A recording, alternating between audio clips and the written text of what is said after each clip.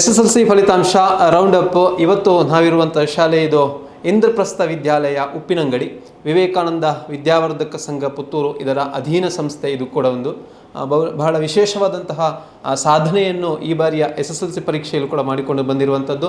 ಸತತ ಅಂದರೆ ಈ ಸಂಸ್ಥೆ ಆರಂಭಗೊಂಡು ಸರಿಸುಮಾರು 32 ವರ್ಷಗಳು. ಅದರ ನಂತರ SSLC ಫಲಿತಾಂಶದಲ್ಲಿ ಸತತವಾಗಿ 1 ವರ್ಷ ಏನೋ ಬಿಟ್ಟು ಹೊರತಾಗಿ ಸತತವಾಗಿ 100% ಫಲಿತಾಂಶ. ಅದರ ಜೊತೆಗೆ ವಿಶೇಷವಾಗಿ ಹೇಳಬೇಕು ಅಂತಂದರೆ ಅತ್ಯಂತ ಗುಣಮಟ್ಟದ ಶಿಕ್ಷಣ ಮತ್ತು ಗುಣಮಟ್ಟದ ಫಲಿತಾಂಶವನ್ನು ಕೂಡ ದಾಖಲಿಸಿಕೊಂಡು ಬಂದಿರುವಂಥ ಹೆಗ್ಗಳಿಕೆ ಈ ಶಾಲೆಗೆ ಇರುವಂಥದ್ದು. ಬನ್ನಿ, ಈ ಬಾರಿಯ SSLC ಪರೀಕ್ಷೆಯಲ್ಲಿ ಈ ಶಾಲೆಯ ಸಾಧನೆ ಏನು ಮತ್ತು ಫಲಿತಾಂಶ ಯಾವ ರೀತಿ ದಾಖಲಾಗಿದೆ ಮತ್ತು ಇಲ್ಲಿಯ ಮುಖ್ಯ ಶಿಕ್ಷಕರು ಏನು ಹೇಳ್ತಾರೆ ಮತ್ತು ಟಾಪರ್ ಏನು ಹೇಳ್ತಾರೆ, ಈ ಬಾರಿ ಬಂದಿರುವಂಥ ಟಾಪರ್ ಎಲ್ಲವನ್ನು ಕೂಡ ಮಾತಾಡಿಸ್ಕೊಂಡು ಬರೋಣ. ಮೊದಲಿಗೆ ನಮ್ಮ ಜೊತೆಗೆ ಇಲ್ಲಿಯ ಮುಖ್ಯ ಗುರು ವೀಣಾ ಆರ್ ಪ್ರಸಾದ್ ನಮ್ಮ ಜೊತೆ ಇದ್ದಾರೆ. ಮೇಡಮ್ ನಮಸ್ತೆ. ನಮಸ್ತೆ ಸರ್. ಈ ಬಾರಿಯ ರಿಸಲ್ಟ್ ನೋಡಿಕೊಂಡು ಫಸ್ಟ್ ರಿಯಾಕ್ಷನ್ ಏನು ಅನಿಸ್ತಾ ಇದೆ?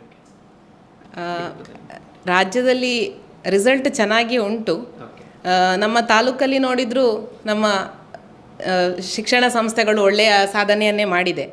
ಆದರೆ ಪ್ರತ್ಯೇಕವಾಗಿ ನಮ್ಮ ಸಂಸ್ಥೆಯ ಬಗ್ಗೆ ಹೇಳಬೇಕಾದ್ರೆ ಗುಣಮಟ್ಟದ ಫಲಿತಾಂಶ ಅಂತೇಳಿ ಹೆಚ್ಚು ಒತ್ತು ಕೊಟ್ಟು ಹೇಳಲಿಕ್ಕೆ ಇಷ್ಟಪಡ್ತೇನೆ.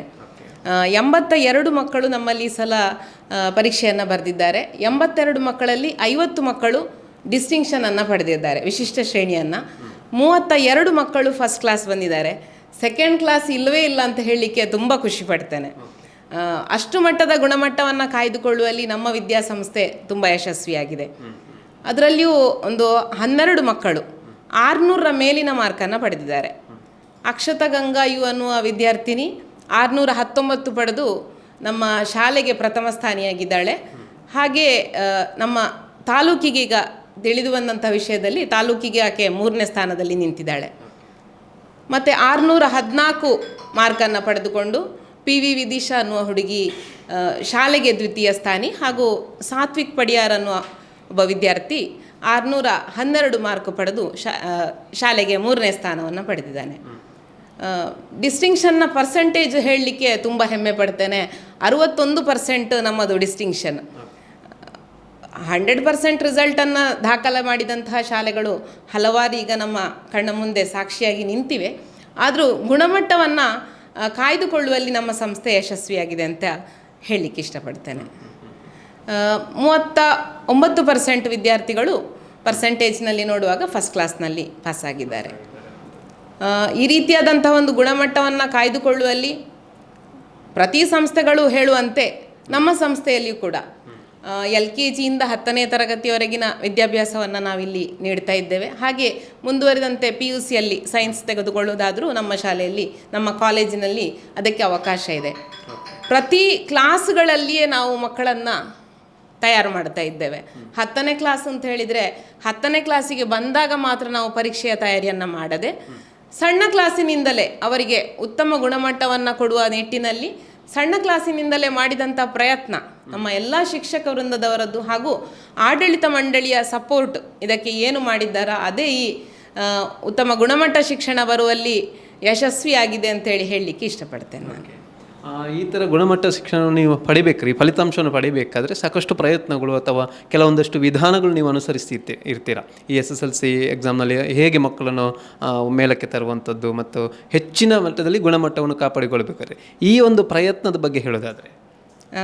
ಖಂಡಿತವಾಗಿಯೂ ಗುಣಮಟ್ಟ ಕಾಯ್ದುಕೊಳ್ಳುವಂಥದ್ದು ಸಣ್ಣ ವಿಷಯ ಅಲ್ಲ. ಏನು ಮಾಡ್ತೇವೆ ಅಂತ ಹೇಳಿದರೆ, ವರ್ಷ ಪೂರ್ತಿ ನಾವು 10ನೇ ಕ್ಲಾಸಿನ ಮಕ್ಕಳಿಗೆ ಅವರನ್ನು ಬೇರೆ ಆ್ಯಕ್ಟಿವಿಟೀಸ್ನಿಂದ ಅವರನ್ನು ಹೊರಗಡೆ ಇಡುವುದಿಲ್ಲ. ಅದು ಒತ್ತಡವನ್ನು ತರ್ತದೆ ಅನ್ನುವಂಥದ್ದು ಸಂಸ್ಥೆಯ ಯೋಚನೆ. ಉಳಿದ ಚಟುವಟಿಕೆಗಳಲ್ಲಿ ಅವರು ಬೇರೆ ಕ್ಲಾಸ್ಗಳಲ್ಲಿ ಹೇಗೆ ಇನ್ವಾಲ್ವ್ ಆಗ್ತಾರೋ 10ನೇ ಕ್ಲಾಸಿನ ಮಕ್ಕಳು ಹಾಗೆ. ಆದರೆ ಒಂದು ಸಣ್ಣ ಬದಲಾವಣೆ ಏನು ಮಾಡಿಕೊಳ್ತೇವೆ ಅಂತ ಹೇಳಿದರೆ, ಡಿಸೆಂಬರ್ ತಿಂಗಳಲ್ಲಿ ನಾವು ಅವರಿಗೆಲ್ಲ ಪಾಠಗಳನ್ನು ಮುಗಿಸಿರ್ತೇವೆ. ಡಿಸೆಂಬರಿನ ನಂತರ ಅವರನ್ನು ಸಂಪೂರ್ಣವಾಗಿ ಎಕ್ಸಾಮಿನ ಕಡೆಗೆ ಫೋಕಸ್ ಮಾಡುವ ದೃಷ್ಟಿಯಲ್ಲಿ ನಮ್ಮ ಪ್ರಯತ್ನ ಇರ್ತದೆ. ವರ್ಷ ಪೂರ್ತಿ ಅವರನ್ನು ಸಂಜೆ ನಿಲ್ಲಿಸಿ ನಾವು ಸ್ಪೆಷಲ್ ಕ್ಲಾಸ್ ಮಾಡ್ತೇವೆ. ಹಾಗಂತೇಳಿ ರಜೆಯಲ್ಲಿ ನಿಲ್ಲಿಸಿ ಮಕ್ಕಳಿಗೆ ಒತ್ತಡವನ್ನು ಕೊಡೋದಿಲ್ಲ. ಸಂಜೆ 5 ಗಂಟೆವರೆಗಿನ ಕ್ಲಾಸನ್ನು ಖಂಡಿತವಾಗಿ ಮಾಡ್ತೇವೆ. ಮತ್ತು ಅಗತ್ಯ ಇರುವಂತಹ ಮಕ್ಕಳನ್ನು ಜನವರಿಯ ನಂತರ ನಾವು 3 ವಿಭಾಗಗಳಲ್ಲಿ ಪ್ರತ್ಯೇಕಿಸ್ತೇವೆ. ಸಣ್ಣ ಸಣ್ಣ ಗುಂಪು ಮಾಡ್ತೇವೆ. ಅವರವರ ಶಕ್ತಿಯ ಅನುಸಾರ ಅವರಿಗೆ ಏನು ಬೇಕಾ ಅದನ್ನು ಹೆಚ್ಚು ಬೂಸ್ಟ್ ಮಾಡ್ತಾ ಹೋಗ್ತೇವೆ. ಇದೇ ನಮ್ಮ ಒಂದು ಸಾಧನೆಗೆ ಪ್ರೇರಣೆ ಆಗಿದೆ ಅಂತೇಳಿ ಅಂದ್ಕೊಳ್ತೇನೆ. ಅಂದರೆ ತಾವು ಈ ಒಂದು ಸಿದ್ಧತೆಯಲ್ಲಿರುವಾಗ ಪ್ರಯತ್ನದಲ್ಲಿರುವಾಗ ನಿಮ್ಮೊಂದು ನಿರೀಕ್ಷೆ ಇರ್ತದೆ ಈ ರೀತಿಯ ಫಲಿತಾಂಶ ದಾಖಲಾಗ್ಬೋದು ಅಂತ. ಹಾಗೆ ಇದ್ದಂತಹ ನಿರೀಕ್ಷೆ ಮತ್ತು ಈಗ ಫಲಿತಾಂಶ ಪ್ರಕಟಗೊಂಡ ನಂತರ ಇದ್ದಂಥ ಒಂದು ಇದರ ಒಂದು ವ್ಯತ್ಯಾಸ ಅಥವಾ ಏನಾಗಿದೆ ಅಂತ? ಖಂಡಿತವಾಗಿಯೂ ನಿರೀಕ್ಷೆ ನನ್ನದು ಹುಸಿ ಆಗಲಿಲ್ಲ ಅಂತೇಳಿ ಅಂದ್ಕೊಳ್ತೇನೆ. ಸ್ಟೇಟಿನ ಪರೀಕ್ಷೆ ಈ ಸಾರಿ ಎಲ್ಲ ಸಬ್ಜೆಕ್ಟ್ಸ್ ಈ ಮೊದಲಿನ ವರ್ಷಗಳಿಗೆ ಕಂಪೇರ್ ಮಾಡಿದರೆ ಅಷ್ಟು ಸ್ಕೋರಿಂಗ್ ಪ್ಯಾಕೇಜಿನ ಹಾಗೆ ಬರಲಿಲ್ಲ ಪರೀಕ್ಷೆಗಳು. ಆದರೂ ಕೂಡ ನಮ್ಮ ವಿದ್ಯಾರ್ಥಿನಿ ನಮ್ಮಲ್ಲಿ ಟಾಪರ್ ಬಂದವಳು ಈಗ 619 ಅಂಕವನ್ನು ಪಡೆದಿದ್ದಾಳೆ. ಅದು ಕಡಿಮೆ ಸಾಧನೆ ಅಂತ ನಾನು ಅಂದ್ಕೊಳ್ಳೋದಿಲ್ಲ. ಯಾಕಂದರೆ ರಾಜ್ಯದ ರಿಸಲ್ಟ್ ಈಗ ನಾವು ನೋಡಿದರೆ 625 ಈ ಬಾರಿ ಒಂದೇ ಬಂದಿದೆ ಮಗುವಿಗೆ. ಈ ಮೊದಲಿನ ರಿಸಲ್ಟ್ಗಳಲ್ಲಿ ನೋಡಿದರೆ 40 ಜನ 625 ಬಂದಂಥ ಉದಾಹರಣೆಗಳು ಇತ್ತು.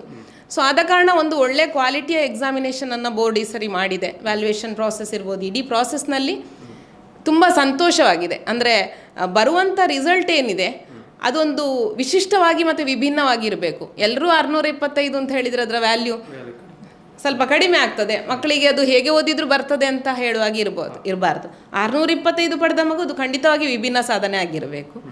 ಈ ದೃಷ್ಟಿಯಲ್ಲಿ ಮತ್ತು ಡಿಸ್ಟಿಂಕ್ಷನ್ ವಿಷಯ ಬಂದರೆ ಸಹ ಹಾಗೆ ಇಷ್ಟು ವರ್ಷದ ನಮ್ಮ ಶಾಲೆಗಳ ಡಿಸ್ಟಿಂಕ್ಷನ್ನ ಫಲಿತಾಂಶವನ್ನು ನೋಡುವ ಅಂದರೆ ಪರ್ಸೆಂಟೇಜನ್ನು ನಾವು ನೋಡಿದರೆ ಈ ವರ್ಷದ ಡಿಸ್ಟಿಂಕ್ಷನ್ ಇನ್ನೂ ಹೆಚ್ಚು ತೃಪ್ತಿಕರವಾಗಿದೆ. 61% of students scoring distinction is not A small work ಅಂತ ಹೇಳ್ತೇನೆ.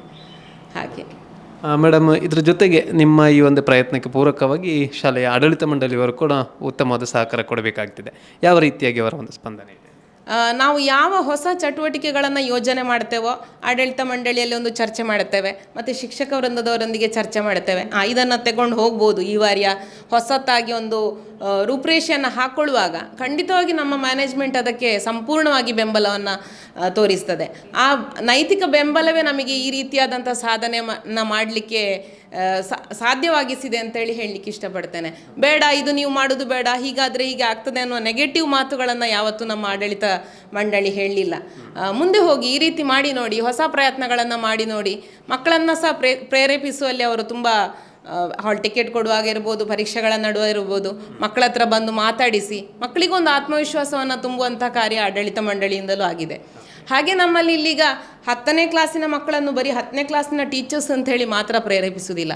ಇಲ್ಲಿ ಥ್ರೂಔಟ್ ಅವರನ್ನು ಸಣ್ಣದ ಕ್ಲಾಸಿನಿಂದ ಬೆಳೆಸಿದಂಥ ಯಾರೆಲ್ಲ ಟೀಚರ್ಸ್ ಇರ್ತಾರೋ ಅವರೆಲ್ಲರೂ ನಮ್ಮ ಮಕ್ಕಳು ಈ ಸರಿ 10ನೇ ಕ್ಲಾಸ್ ಬರೀತಾರೆ ಅನ್ನೋ ಒಂದು ಪ್ರೀತಿ, ಮನೆಯವರ ಹಾಗೆ ಇರುವಂಥ ಪ್ರೀತಿ ಮಕ್ಕಳಿಗೆ ಈ ಸಾಧನೆಯನ್ನು ಮಾಡಲಿಕ್ಕೆ ಸಾಧ್ಯವಾಗಿಸಿದೆ ಅಂತ ಹೇಳೋದು ನನ್ನ ಅಭಿಪ್ರಾಯ. ಪೋಷಕರ ಒಂದು ಪ್ರತಿಕ್ರಿಯೆಗಳೇನು? ಪೋಷಕರು ಖಂಡಿತವಾಗಿಯೂ ಮಕ್ಕಳ ಸಾಧನೆಯನ್ನು ನೋಡುವಾಗ ಪೋಷಕರ ಮನಸ್ಸು ತುಂಬಿ ಬಂದು ಹಲವು ಪೋಷಕರು ನನಗೆ ಇವತ್ತು ಕಾಲ್ ಮಾಡಿ ಹೇಳಿದರು, ನಾವಿಷ್ಟು ಎಣಿಸಿರಲಿಲ್ಲ ಅಂತ. ಅಂದರೆ ಅವರ ಮಕ್ಕಳ ಸಾಧನೆ ಬಗ್ಗೆ ಅವರು ಅಷ್ಟು ಎಕ್ಸ್ಪೆಕ್ಟೇಷನ್ ಮಾಡದೇ ಇದ್ದಿರ್ಬೋದು ಎಲ್ಲ ಪೇರೆಂಟ್, ಆದರೆ ಮಗುವಾಗಿ ಆ ವಿದ್ಯಾರ್ಥಿಯಾಗಿ ನನಗಿದ್ದ ಎಕ್ಸ್ಪೆಕ್ಟೇಷನನ್ನು ಖಂಡಿತವಾಗಿ ಅವರು ಫುಲ್ಫಿಲ್ ಮಾಡಿದ್ದಾರೆ. ಆ ಹರ್ಷವನ್ನು ಪೇರೆಂಟ್ಸ್ ಖಂಡಿತವಾಗಿ ವ್ಯಕ್ತಪಡಿಸಿದ್ದಾರೆ ಅಂತ ಹೇಳಲಿಕ್ಕೆ ಇಷ್ಟ. ಈ ಬಾರಿಯ ಟಾಪರ್ ಅಕ್ಷತಾ ಗಂಗಾ, ಅವಳ ಬಗ್ಗೆ ಹೇಳೋದಾದರೆ? ಅಕ್ಷತಾ ಗಂಗಾ ಹೇಗೆ ಅಂತ ಹೇಳಿದರೆ ಅವಳು ಮೊದಲಿನ ಕ್ಲಾಸಿನಿಂದಲೂ ಅವಳ ಕ್ಲಾಸಲ್ಲಿ ಅವಳು ಕನ್ಸಿಸ್ಟೆನ್ಸಿ ಪರ್ಫಾರ್ಮೆನ್ಸನ್ನು ಮಾಡಿಕೊಂಡು ಬಂದಿದ್ದಾಳೆ. ಈ ಬಾರಿಯೂ ಹಾಗೆ ಒಂದು ಒಳ್ಳೆಯ ಒಂದು ಗುರಿಯನ್ನು ಇಟ್ಟುಕೊಂಡಿದ್ಲು ಮೊದಲಿನಿಂದಲೂ. ನಮ್ಮ ಉಳಿದ ಪರೀಕ್ಷೆಗಳಲ್ಲೂ ಕೂಡ ಅವಳ ಮೇಲೆ ನಿರೀಕ್ಷೆ ಇರುವಂತಹ ಪರ್ಫಾರ್ಮೆನ್ಸನ್ನು ಅವಳು ಮಾಡಿದ್ದಾಳೆ. ವರ್ಷ ಪೂರ್ತಿ ಇವಳು ಯಾರೋ ಹೊಸಬಳು ಟಾಪರ್ ಆಗಿ ಬಂದ್ಲು ಅನ್ನುವ ಥರ ನಮಗೇನೂ ಇಲ್ಲ. ವರ್ಷ ಪೂರ್ತಿ ಆಯಾ ದಿನದ ವರ್ಕ್ಗಳನ್ನು ಮಾಡಿಕೊಳ್ಳೋದಿರ್ಬೋದು, ಟೀಚರ್ಸ್ನ ಜೊತೆ ಬಂದೊಂದು ಸಂವಾದ ನಡೆಸೋದಿರ್ಬೋದು, ಡೌಟ್ಸ್ ಕ್ಲಾರಿಫಿಕೇಷನ್ ಇರ್ಬೋದು, ಆಯಾ ದಿವಸ ಮಾಡಿಕೊಂಡು ಬಂದರೆ ಇದು ಕಷ್ಟ ಅಲ್ಲ ಅನ್ನೋದಕ್ಕೆ ಒಂದು ಒಳ್ಳೆಯ ಉದಾಹರಣೆಯಾಗಿ ನಮ್ಮ ಅಕ್ಷತಾ ಗಂಗಾ ನಿಂತಿದ್ದಾಳೆ ಇವತ್ತು. ಮುಂದಿನ ಅವಳ ಭವಿಷ್ಯದಲ್ಲಿ ಕೂಡ ಅವಳು ಇದೇ ರೀತಿಯಾದಂತಹ ರೊಟೀನನ್ನು ಕಂಟಿನ್ಯೂ ಮಾಡಿಕೊಂಡು ಹೋದರೆ ಅವಳು ಯಾವ ಗುರಿಯನ್ನು ಯೋಚನೆ ಮಾಡಿದ್ದಾಳೋ ಅದನ್ನು ಖಂಡಿತವಾಗಿ ಸಾಧಿಸಬಲ್ಲಳು ಅಂತೇಳಿ ಈ ಸಮಯದಲ್ಲಿ ಹೇಳಲಿಕ್ಕೆ ಇಷ್ಟಪಡ್ತೇನೆ. Thank you madam. ಇನ್ನು ಈ ಶಾಲೆಯ ಈ ಬಾರಿಯ ಟಾಪರ್ ಅಕ್ಷತಾ ಗಂಗಾ ತಾಲೂಕಿಗೆ 3ಯ ಸ್ಥಾನ, ರಾಜ್ಯಕ್ಕೆ 6ನೇ ಸ್ಥಾನ, 619 ಅಂಕಗಳನ್ನು ಪಡ್ಕೊಂಡು ಆ ಶಾಲೆಗೆ ಒಂದು ಹೆಸರನ್ನು ಪಡ್ಕೊಂಡಿರುವಂಥದ್ದು. ಅದ್ರ ಜೊತೆಗೆ ಊರಿಗೂ ಕೂಡ ಹೆಸರಾಗಿದೆ. ಭಾಳ ಖುಷಿಯಿಂದ ಇದ್ದಾಳೆ, ಮಾತಾಡಿಸೋಣ. ಅಕ್ಷತಾ, ಹೇಗಿದೆ ರಿಯಾಕ್ಷನ್ ಆಫ್ಟರ್ ರಿಸಲ್ಟ್? ತುಂಬ ಖುಷಿ ಆಯಿತು. ಎಕ್ಸ್ಪೆಕ್ಟ್ ಮಾಡಿದ್ದೆ ತುಂಬ ಬರ್ಬೋದು ಅಂತ. ಓಕೆ, ಎಷ್ಟು ಎಕ್ಸ್ಪೆಕ್ಟ್ ಮಾಡಿದ್ದಿ ಬರ್ಬೋದು? 620 ಅಬೋವ್ ಬರ್ಬೋದು ಅಂತ ಎಕ್ಸ್ಪೆಕ್ಟೇಷನ್ಸ್ ಇತ್ತು, ಆದರೂ 619 ಬಂದಿದೆ. ನಿರೀಕ್ಷಿತ ಫಲಿತಾಂಶ. ತುಂಬ ಖುಷಿ ಆಯಿತು. ಈ ಸಾಧನೆ ಹೇಗಾಯಿತು? ಎಲ್ಲರೂ ತುಂಬ ಸಪೋರ್ಟ್ ಎಲ್ಲ ಮಾಡಿದ್ದಾರೆ. ತುಂಬ ಪ್ರಾಕ್ಟೀಸ್ ಅಂದಂದಿನ ಪಾಠವನ್ನು ಅಂದೇ ಕಲಿತಾ ಇದ್ದೆ ನಾನು. ಸೊ ಬೇರೆ ಯಾವ ರೀತಿಯಾಗಿ ವಿಶೇಷವಾಗಿ SSLC ಬಂದಾಗ ನಾನು ಇಷ್ಟು ಅಂಕಗಳನ್ನು ಪಡೆಯಬೇಕಾದ್ರೆ ಈ ರೀತಿಯ ಪ್ರಯತ್ನ ಬರಬೇಕು ಅಂತ ಏನು ವಿಶೇಷವಾಗಿ ಸಾಧನೆ ಮಾಡಿದ್ದು? ಒಂದೊಂದಿನ ಪಾಠವನ್ನು ಅಂದೇ ಕಲಿತಾ ಇದ್ದೆ. ಮತ್ತು ಟೀಚರ್ಸ್ ಹತ್ರ ಡೌಟ್ಸ್ ಇದ್ದರೆ ಕ್ಲಾರಿಫೈ ಮಾಡ್ತಾ ಇದ್ದೆ. ಸೊ ಫ್ರೆಂಡ್ಸ್ ಕೂಡ ತುಂಬ ಸಪೋರ್ಟ್ ಮಾಡಿದ್ದಾರೆ. ಮತ್ತು ನನ್ನ ಅಣ್ಣ ಮತ್ತು ದೊಡ್ಡಪ್ಪ ದೊಡ್ಡಮ್ಮ, ನಮ್ಮದು ಜಾಯಿಂಟ್ ಫ್ಯಾಮಿಲಿ. ಸೊ ಅಕ್ಕ ತಮ್ಮ ಎಲ್ಲರೂ ತುಂಬ ಸಪೋರ್ಟ್ ಮಾಡಿದ್ದಾರೆ. ಸೊ ಪೇರೆಂಟ್ಸ್ ಕೂಡ ತುಂಬ ಸಪೋರ್ಟ್ ಮಾಡಿದ್ದಾರೆ. ಪೇರೆಂಟ್ಸ್ ಸಪೋರ್ಟ್ ಹೇಗಿತ್ತು? ನಾನು ಅಂದರೆ ಅವರು ಹೆಚ್ಚು ಒತ್ತಾಯ ಮಾಡ್ತಿದ್ರಾ ಅಲ್ಲ ನೀನಾಗಿ ಕಲಿತಾ ಇದೆಯಾ? ನಾನಾಗೆ ಪ್ರಾಕ್ಟೀಸ್ ಮಾಡ್ತಾ ಇದ್ದೆ. ಪೇರೆಂಟ್ಸ್ ತುಂಬ ಸ್ಟ್ರೆಸ್ ಎಲ್ಲ ಮಾಡಲಿಲ್ಲ. ಸೊ ಮನೆಯಲ್ಲಿ ಕೂಡ ಅದಕ್ಕೆ ಪೂರಕವಾಗಿ ವಾತಾವರಣ ಇತ್ತು ಕಲಿಕೆಗೆ ತುಂಬ ವಾತಾವರಣ ಚೆಂದ ಇತ್ತು ವಾತಾವರಣ. ಎಷ್ಟು ಅವರ್ ಸ್ಟಡಿ ಮಾಡ್ತಾ ಇದ್ದೆ ದಿವಸದ? ನಾನು ಬೆಳಗ್ಗೆ 2-3 hours ಸ್ಟಡಿ ಮಾಡ್ತಾ ಇದ್ದೆ ಮತ್ತು ಸಂಜೆ 4-3 hours ಸ್ಟಡಿ ಮಾಡ್ತಾ ಇದ್ದೆ. ಅದು ಬರೀ ನೀನು ಈ SSLC ಈಗ ಬಂದಾಗ ಬರೀ ಸ್ಟಡಿಗೆ ಫೋಕಸ್ ಮಾಡ್ತಿದ್ದೆ, ಅದರ ಜೊತೆಗೆ ಬೇರೆ ಏನಾದರೂ ಆ್ಯಕ್ಟಿವಿಟೀಸ್ ಎಲ್ಲ ತೊಡಗಿಸ್ಕೊಂಡಿದ್ದೆ? ಬೇರೆ ಮ್ಯೂಸಿಕ್ ಕ್ಲಾಸಿಗೆ ಹೋಗ್ತಾ ಇದ್ದೆ ಮತ್ತು ಅದರ ಬಿಟ್ಟು ಸ್ಟಡೀಸ್ ಮಾತ್ರ. ಮ್ಯೂಸಿಕ್ ಕ್ಲಾಸ್ ಎಲ್ಲಿ ಮಾಡ್ತಾ ಇರೋದು? ಮ್ಯೂಸಿಕ್ ಕ್ಲಾಸ್ ಇಲ್ಲಿ ಉಪ್ಪಿನಂಗಡಿಯಲ್ಲಿ ಶಿಲ್ಪಾ ಮ್ಯಾಮ್ ಹತ್ರ ಕಲಿತಾ ಇದ್ದೆ. ನೆಕ್ಸ್ಟ್ ಏನು ಮಾಡಬೇಕಂತ ಇದ್ದೆ? ನೆಕ್ಸ್ಟ್ ಮುಂದೆ ಸೈನ್ಸ್ ಫೀಲ್ಡಲ್ಲಿ ಹೋಗಬೇಕಂತ ಇದ್ದೇನೆ. ಸೈನ್ಸ್ ಫೀಲ್ಡಲ್ಲಿ ಹೋಗಿ ಆಮೇಲೆ ನೋಡಬೇಕು ಅಂತ ಮನೆಯವರು ಯಾವ ರೀತಿ ಹೇಳ್ತಿದ್ದಾರೆ? ಸೈನ್ಸ್ ತಗೊಂಡು ಡಾಕ್ಟರ್ ಆಗಬೇಕು ಅಂತ. ನಿನ್ನ ಕನಸಿದೆಯಾ? ಅಲ್ಲ ಅಪ್ಪ ಅಮ್ಮ ಹೇಳ್ತಾರೆ. ನನ್ನ ಕನಸು ಇದೆ, ಅಪ್ಪ ಅಮ್ಮ ಕೂಡ ಹೇಳ್ತಾರೆ. ಯಾವ ಕಾಲೇಜಲ್ಲಿ ಇರುತ್ತೆ? ನಾನು ಮುಂದೆ ಇಂದ್ರಪ್ರಸ್ಥ PU ಕಾಲೇಜಲ್ಲಿ ಕಂಟಿನ್ಯೂ ಮಾಡಬೇಕಂತ ಇದ್ದೇನೆ. ಅದೇನು ಇಂದ್ರಪ್ರಸ್ಥ ಏನು ಅನಿಸ್ತದೆ ಇಂದ್ರಪ್ರಸ್ಥದ ಬಗ್ಗೆ ಹೇಳಬೇಕಾದ್ರೆ? ಇಂದ್ರಪ್ರಸ್ಥ ತುಂಬ ಹೆಮ್ಮೆ ಅನಿಸ್ತದೆ. ನಾನು ಚಿಕ್ಕಂದಿನಿಂದಲೇ ಸೇಮ್ ಸ್ಕೂಲಲ್ಲಿ ಕಲಿತ ಇದ್ದು ಮತ್ತು ಎಲ್ಲ ಆ್ಯಕ್ಟಿವಿಟೀಸಲ್ಲಿ ಇನ್ವಾಲ್ವ್ ಆಗ್ತಾರೆ. ಸೊ ನೀನು SSLC ಅಥವಾ 7th 8th 9th ಈ ಹಂತದಲ್ಲಿರುವಾಗಲೇ SSLCಯಲ್ಲಿ ಇಷ್ಟೊಂದು ಟಾಪರ್ ಆಗ್ತಿ ಅಥವಾ ಈ ಶಾಲೆಗೆ ಒಂದು ಟಾಪರ್ ಎನಿಸ್ಕೊಳ್ತಿ, ತಾಲೂಕಿಗೆ ತೃತೀಯ ಸ್ಥಾನ ಬರ್ಬೋದು ಅಂತ ಎನಿಸ್ಕೊಂಡಿದ್ಯಾ? ತಾಲೂಕಿಗೆ ಫಸ್ಟ್ ಬರಬೇಕಂತ ಆಸೆ ಇತ್ತು, ಕನಸಿತ್ತು. ಸೊ ಫಸ್ಟ್ ಆಗ್ತೇನಂತ ಗೊತ್ತಿರಲಿಲ್ಲ. 3rd ಸ್ಥಾನ ಬಂದರೆ ತುಂಬ ಖುಷಿ ಆಗ್ತದೆ. ನಿನ್ನ ಹಾಗೆ ನಂತರ ಇದಷ್ಟು ಮಂದಿ SSLC ಬರುವವರಿದ್ದಾರೆ, ಅವ್ರಿಗೆ ಏನು ಮೆಸೇಜ್ ಕೊಡ್ತೀವಿ? ಎಲ್ರಿಗೂ ತುಂಬ ಸ್ಟಡಿ ಮಾಡಬೇಕು, ಸ್ಟಡೀಸಲ್ಲಿ ಹೆಚ್ಚು ಫೋಕಸ್ ಮಾಡಬೇಕು, ಹಾಗೆ ಬೇರೆ ಆ್ಯಕ್ಟಿವಿಟೀಸಲ್ಲಿ ಇನ್ವಾಲ್ವ್ ಆಗಬೇಕು. ಅಕ್ಷತಾ, ನಿನ್ನ ಹೈಯೆಸ್ಟ್ ಸ್ಕೋರ್ ಪಡ್ಕೊಂಡಿರುವಂಥದ್ದು ಯಾವೆಲ್ಲ ಸಬ್ಜೆಕ್ಟ್ನಲ್ಲಿ ಎಷ್ಟೆಲ್ಲ ಅಂಕಗಳನ್ನು ಪಡ್ಕೊಂಡಿದ್ದೆ? ಹಿಂದಿ, ಇಂಗ್ಲೀಷ್ ಮತ್ತು ಮ್ಯಾಥ್ಸ್ ಮತ್ತು ಸೋಷಲ್ ಸೈನ್ಸಲ್ಲಿ 100ಅಲ್ಲಿ 100 ಅಂಕ ಪಡ್ಕೊಂಡಿದ್ದೇನೆ. ಮತ್ತು ಕನ್ನಡ ಮತ್ತು ಸೈನ್ಸಲ್ಲಿ 122 ಮತ್ತು 97 ಸ್ಕೋರ್ ಮಾಡಿದ್ದೇನೆ. ಈ 100 ಸಾಧನೆ ಮಾಡಬೇಕಾದ್ರೆ 4 ಸಬ್ಜೆಕ್ಟ್ನಲ್ಲಿ ಯಾವ ಥರ ಪ್ರಯತ್ನ ಇತ್ತು? ನಾನು ತುಂಬ ಪ್ರೀವಿಯಸ್ ಇಯರ್ಸ್ ಕ್ವಶನ್ ಪೇಪರ್ಸ್ ಎಲ್ಲ ತುಂಬ ಸ್ಟಡಿ ಮಾಡಿದ್ದೇನೆ. ಹಾಗೂ ಎಕ್ಸ್ಟ್ರಾ ಕೋಚಿಂಗ್ ಏನೂ ತಗೊಳ್ಳಿಲ್ಲ. ತುಂಬ 2-3 ಇಯರ್ಸ್ ಬ್ಯಾಕಿಂದ ಕ್ವಶನ್ ಪೇಪರ್ಸನ್ನು ತುಂಬ ಸ್ಟಡಿ ಮಾಡಿದ್ದೇನೆ. ಅದರ ಜೊತೆ ನಮ್ಮ ಟೀಚರ್ಸ್ ಕೂಡ ಸ್ಟಡಿ ಮೆಟೀರಿಯಲ್ ಎಲ್ಲ ಕೊಟ್ಟಿದ್ದಾರೆ. ಟೀಚರ್ಸ್ ಕೂಡ ತುಂಬ ಸ್ಟಡಿ ಮೆಟೀರಿಯಲ್ ಎಲ್ಲ ಕೊಟ್ಟಿದ್ದಾರೆ, ತುಂಬ ಹೆಲ್ಪ್ ಮಾಡಿದ್ದಾರೆ, ಸಪೋರ್ಟ್ ಮಾಡಿದ್ದಾರೆ ಇಷ್ಟು ಅಂಕ ಪಡೀಲಿಕ್ಕೆ. ಈ ಸ್ಕೂಲನ್ನು ನೀನೊಂದು ಆಯ್ಕೆ ಮಾಡಿಕೊಳ್ಬೇಕಾದ್ರೆ ಏನು ಕಾರಣ ಇತ್ತು? ನನ್ನ ಅಣ್ಣ, ಅಕ್ಕ ಮತ್ತು ತಮ್ಮ ಎಲ್ಲರೂ ಕೂಡ ಈ ಸ್ಕೂಲಲ್ಲಿ ಸ್ಟಡಿ ಮಾಡಿ ಒಳ್ಳೆ ಅಂಕಗಳನ್ನು ಗಳಿಸಿಕೊಂಡಿದ್ದಾರೆ.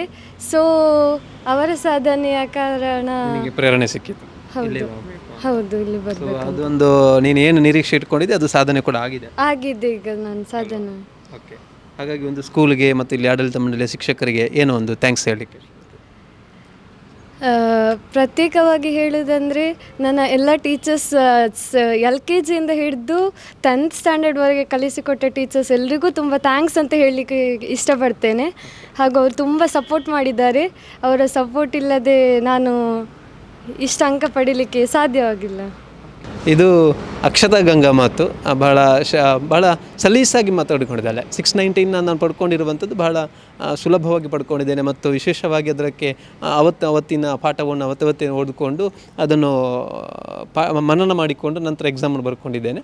ಭಾಳ ಸುಲಭವಾಗಿ ನಾನು ಪಡ್ಕೊಂಡಿದ್ದೇನೆ. ಅದರ ಜೊತೆಗೆ ಅವರ ಯಾರು ಸಪೋರ್ಟರ್ಸ್ ಇದ್ದಾರೆ, ಟೀಚರ್ಸ್, ಪೇರೆಂಟ್ಸ್ ಆಗಿರ್ಬೋದು, ಫ್ರೆಂಡ್ಸ್ ಆಗಿರ್ಬೋದು, ಎಲ್ಲವನ್ನು ಕೂಡ ಸ್ಮರಿಸಿಕೊಂಡಿದ್ದಾರೆ. ಅವ್ರ ಜೊತೆ ಅವರ ಅಮ್ಮ ಕೂಡ ಇದ್ದಾರೆ. ತಮ್ಮ ಹೆಸರು? ಹೆಸರು ಮಾಲತಿ ಅಂತ. ಹೇಗೆ ಅನಿಸ್ತಾ ಇದೆ ನಿಮ್ಮ ಮಗಳ ಒಂದು ಸಾಧನೆ? ಖುಷಿ ಆಗ್ತಿದೆ. ಈ ನಿರೀಕ್ಷೆ ಇತ್ತ ನಿಮಗೆ? ನಿರೀಕ್ಷೆ ಇತ್ತು, ಒಳ್ಳೆ ಮಾರ್ಕ್ ಬರ್ಬೋದು ಅಂತ. ಬಟ್ ಇಷ್ಟು ಬರಲಿಕ್ಕಿಲ್ಲ ಅಂತ ಇತ್ತ, ಅಲ್ಲ ಇಷ್ಟು ಬರ್ಬೋದು ಬರ್ಬೋದು ಅಂತ ಇತ್ತು ಅವಳಿಗೆ. ಇನ್ನೂ ಹೆಚ್ಚು ಬರ್ಬೇಕಿಂತ ಅವಳಿಗೆ ಇತ್ತು, ಮಾರ್ಕ್ ಬರ್ಬೋದು ಇತ್ತು ಮತ್ತು ಒಳ್ಳೆ ಮಾರ್ಕ್ ಬಂದಿದೆ ಸರ್. ನಿಮಗೆ ಅನಿಸ್ತಾ ಇದೆ ಏನಾದರೂ ಕಡಿಮೆ ಆಯಿತು ಅಂತ ಅನಿಸ್ತಾ? ಇಲ್ಲ ತುಂಬ ಖುಷಿ ಆಗ್ತಿದೆ. ಮಗಳು ಹೇಗೆ ಸ್ಟಡಿ ಮಾಡ್ತಾ ಇದ್ರು ಮನೆ? ಅವಳು ಅವತ್ತಿನ ಪಾಠವನ್ನು ಅವತ್ತೇ ಡೈಲಿ ಸ್ಟಡಿ ಮಾಡ್ತಾ ಇದ್ಲು. ಸಣ್ಣ ವಯಸ್ಸಿನಿಂದಲೇ ಹೇಗೆ ಅವಳು? ಚಿಕ್ಕಂದಿನಿಂದಲೇ ಆಯಾ ದಿನದ ಅವತ್ತೇ ಸ್ಟಡಿ ಮಾಡ್ತಾ ಇದ್ಲು. ಹಾಗೆ ನೆಕ್ಸ್ಟ್ ಏನು ಓದಿಸ್ಬೇಕು ಅಂತ? ಸೈನ್ಸಲ್ಲೇ ಮುಂದೆ ಬಯಾಲಜಿ ಲೈನ್ ಡಾಕ್ಟರ್ ಆಗಬೇಕು ಅಂತ ಹೇಳ್ತಿದ್ದಾರೆ. ಆಗ್ತಾ ಹೇಳ್ತಾ ಇದ್ದಾಳೆ. ನಿಮ್ಮ ಆಸೆ ಇದೆ. ನೀವು ಈ ಶಾಲೆಯ ಬಗ್ಗೆ ಹೇಳೋದಾದ್ರೆ ಏನು?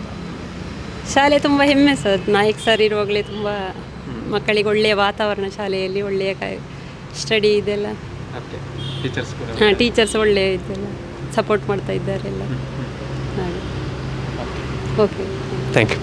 ಇದು ಪುತ್ತೂರು ತಾಲೂಕಿನಲ್ಲಿ ತೃತೀಯ ಸ್ಥಾನವನ್ನು ಈ ಬಾರಿಯ SSLC ಫಲಿತಾಂಶದಲ್ಲಿ ಪ್ರಕಟಗೊಂಡಿರುವಂಥದ್ದು ಇಂದ್ರಪ್ರಸ್ಥ ವಿದ್ಯಾಲಯ ಉಪ್ಪಿನಂಗಡಿ, ವಿವೇಕಾನಂದ ವಿದ್ಯಾವರ್ಧಕ ಸಂಘದ ಅಧೀನ ಸಂಸ್ಥೆ ಇದು. ಬಹುಶಃ ಕಳೆದ 32 ವರ್ಷಗಳಿಂದ ನಿರಂತರವಾಗಿ ಗುಣಮಟ್ಟದ ಫಲಿತಾಂಶವನ್ನು ಕಾಯ್ದುಕೊಂಡು ಬಂದಿರುವಂತಹ ಒಂದು ಶಾಲೆಯಾಗಿದೆ. ಹಾಗಾಗಿ ಈ ಬಾರಿಯ ಫಲಿತಾಂಶದಲ್ಲೂ ಕೂಡ ಅದೇ ರೀತಿಯಾದಂತಹ ಗುಣಮಟ್ಟವನ್ನು ಕಾಯ್ದುಕೊಂಡಿದೆ. ಅದರ ಜೊತೆಗೆ ತಾಲೂಕಿಗೆ ತೃತೀಯ ಸ್ಥಾನಿಯನ್ನು ಕೂಡ ಕೊಟ್ಟಿರುವಂಥದ್ದು ಈ ಶಾಲೆ. ಬಹಳ ಹೆಮ್ಮೆಯ ವಿಚಾರವನ್ನು ಇಲ್ಲಿಯ ಶಿಕ್ಷಕರು, ಮುಖ್ಯ ಶಿಕ್ಷಕರು ಹಂಚಿಕೊಂಡಿದ್ದಾರೆ. ಅದರ ಜೊತೆಗೆ ಟಾಪರ್ ಆಗಿರುವಂತಹ ಅಕ್ಷತಾ ಗಂಗಾ ಅವರು ಕೂಡ ಹಂಚಿಕೊಂಡಿದ್ದಾರೆ ನಮ್ಮ ಜೊತೆಗೆ. ಇದಾಗಿತ್ತು ಇವತ್ತಿನ ಸ್ಕೂಲ್ SSLC ಫಲಿತಾಂಶದ ರೌಂಡಪ್. ಸುಧಾಕರ್ ಪಟೇಲ್ ಜೊತೆಗೆ ಉಮೇಶ್ ಪಿತ್ತಡ್ಕ, ಸುದ್ದಿ ನ್ಯೂಸ್, ಪುತ್ತೂರು. ಅತ್ತೆ, ಇದು ನನ್ನ ಬರ್ಡೇ ಗಿಫ್ಟ್. ಇದೆಲ್ಲ ಜೀವನದಲ್ಲಿ ನನಗೋಸ್ಕರ ತಗೊಂಡ್ಬಂದಿದ್ದಾರೆ. ನಿನ್ ಮೇಲೆ ತುಂಬಾ ಚೆನ್ನಾಗಿ ಕಾಣುತ್ತೆ. ಇದು ತುಂಬಾ ಚೆನ್ನಾಗಿದೆ ಅಲ್ವಾ? ತುಂಬಾ ಚೆನ್ನಾಗಿದೆ.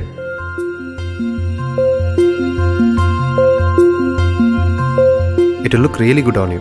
Amma? Huh? Mother is always son's first love.